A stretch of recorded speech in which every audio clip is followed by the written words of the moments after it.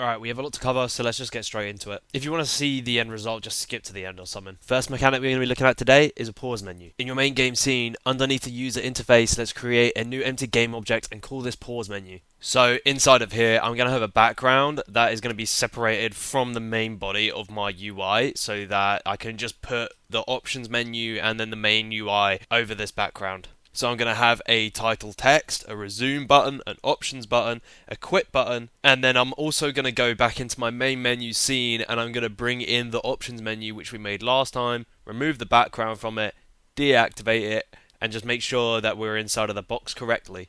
I actually want to give the player two options on the quit, so I'm also going to create a parent object and have two buttons underneath this, which will be to main menu and to desktop. Alright, so let's start on the logic. We're going to be taking elements out of our main menu scene that we were making last episode and using that within our pause menu as well. Create a new C# script which we'll call pause menu. So to just quickly and easily make sure that our options menu, which we've pulled directly from the main menu, is going to just immediately work, I'm pretty much just stripping the logic which we made from last episode inside of our main menu and putting it inside of this pause menu script so we can just really quickly get this up and going. Now, for code readability, I'm also going to be putting these methods within their own region using #region, #endRegion, and then that just allows me to collapse all the code that's within inside of that. Alright, now for the actual pause logic. We're going to create a new public boolean that we're going to call isPaused. This is going to be public as we're going to need to access this in some other scripts as well. I'll also create two new public void methods, one for pause game and one for resume game. Inside of here, in pause game, I'm going to say time.timescale equals 0, and in resume game, time.timescale equals 1. Then I'm going to display the pause menu to the user by setting it to active. Obviously at the minute I've got it named as main menu, I just need to change that just because I copied and pasted it over and hadn't changed it. And in both of these, I'm also going to be setting the options menu to false so that, say they close the pause menu, but they have the options screen open, we'll still just get our normal pause menu rather than reopening the options screen straight away. So moving on, I want the input to happen when the user presses escape on their keyboard, and that will happen when they press the button down. So we're going to create a new update method, and we're going to put if input.getKeyDown, keycode.escape. Then inside of here, we're going to say isPaused equals not isPaused.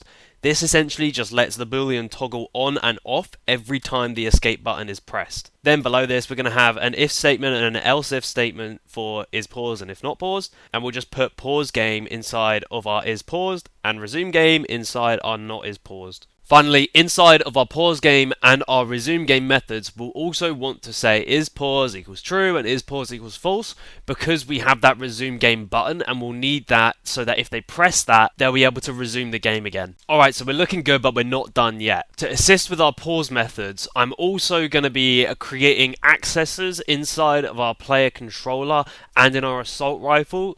So first we'll start with the player controller. We'll just do a private pause menu access. Then we'll do a GameObject.find on start so that we can find and just populate that so we're able to access it when we're playing the game. Then inside of our update, we're then going to access the pause menu, and then we're going to say if pause menu.isPaused, so if we are paused, then we'll just return and that will stop all the logic. I'm going to put this in both the update and the fixed update just to make sure that absolutely everything stops when the player has paused the game. I'll then also go into my assault rifle script and do the exact same thing for this script, and I'll put it at the very top of the update function so that when we are trying to spawn in bullets or do any of our shooting logic, none of that will fire whilst the game is paused. Alright, so I've already attached the pause menu script to my pause menu parent game object, so if you haven't done that yourself, just do that now, and then go through and assign all of the buttons to the relevant methods that we need. So now when we press play, you should see that when you press the escape button, the game will pause, and when you press the resume button in our UI, the game will unpause, but it will also unpause if you press the escape button again. Alright, now let's just implement the options, and then we should be done pretty much for our pause menu logic. Okay, so we're going to actually have one major hurdle that we're going to need to pass in order to get this options menu functional for the player. If you remember back, our handle pause input method is getting called every frame on update, where we're calling pause game when the game is paused. Inside of this pause game, we set options menu to false, so that whenever the user opens up the pause menu, they won't just immediately get the options menu if they left that open when they last paused. So the solution I'm going to go with here is I'm going to create a new private boolean called options open. Then inside of my pause game, I'm going to say if not options open, then the pause menu will be true and the options menu will be false, else the pause menu will be false and the options menu will be true. Then we'll go to where we've got our options menu methods, and at the top I'll create two new methods that are public voids because obviously they'll need to be referenced by buttons. Display options will set the options open boolean to true, and then hide options will set the options open boolean to false. This should allow you to now open and close your options menu freely. Okay, because the background for our pause menu is separated out from our options menu and our main pause menu, I'm going to need to get a reference to this and just enable it where it's relevant inside of the code, assign the variable in the inspector, and then set up all of the buttons, and we should be good to go. So if you followed all of these steps, when you press play, you should have this result by the end of it.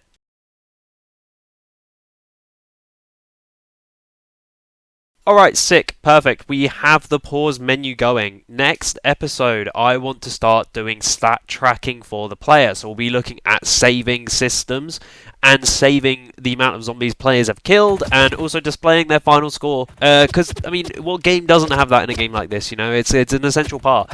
We've not got that many videos left in this series, so I hope you've enjoyed it. And yeah, we'll be moving on to this next time.